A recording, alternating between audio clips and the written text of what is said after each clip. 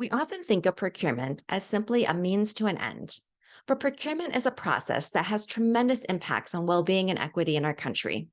Procurement can change practices and services. It can remove barriers that prevent people from making the progress they want.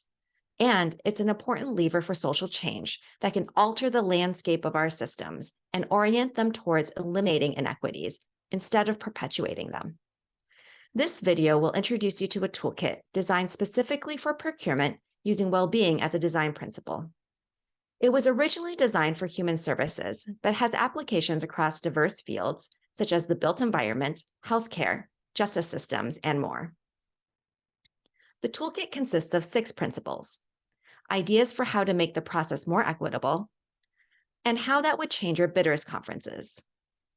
There are tangible tools, such as questions you can pose to bidders and scoring guides. There is a wealth of information in this toolkit, but let's zoom into 3 concepts that can help you shift your procurement process toward equity and well-being. The first is designing with, not for. Using well-being and equity as a design principle means surfacing blind spots and actively working with the community before a decision has been made. This is more than just a survey or focus group. It is making sure you're selecting bidders who are engaging the community in the design of the services they are providing. For example, if you're building a recreation center, designing with, not for, could look like paying community members for their expertise in what the community priorities are for that building, and how those priorities can be physically reinforced in the building, such as through room placement or traffic flow. The second is starting with well-being. We need to start with an understanding of how all human beings are hardwired for well-being, the needs and experiences necessary to weather challenges and have health and hope. The balance here is important. We're always balancing trade-offs in decisions and change. This means we need to prioritize selecting bidders who start with what matters to people and don't decide for people what they need and want. For example, if you are contracting for vocational services for youth, select bidders who are taking into account transportation barriers, focusing on the goals youth have for themselves, and considering how program requirements impact important parts of a youth's life, like basketball practice, caring for family members, trying to maintain a particular reputation, and more.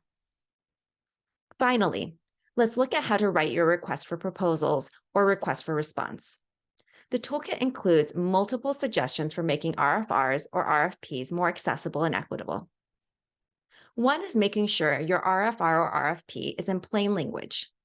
This means getting rid of jargon and using person-first language so that we don't reduce people's identities to the problem they're struggling most with. It also means writing from a systems lens rather than placing the burden on the individual.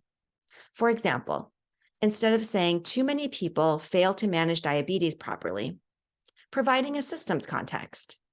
The drug industry has made the cost of insulin in this country so exorbitant that many people with diabetes aren't able to afford it and don't take it as prescribed for fear of running out. These are just 3 of the many ideas in the toolkit that may be useful to you in your procurement process. Procurement has the power to change the landscape of our systems. If you're interested in doing things differently to create equitable access to well-being, download the toolkit in full at the link on the screen.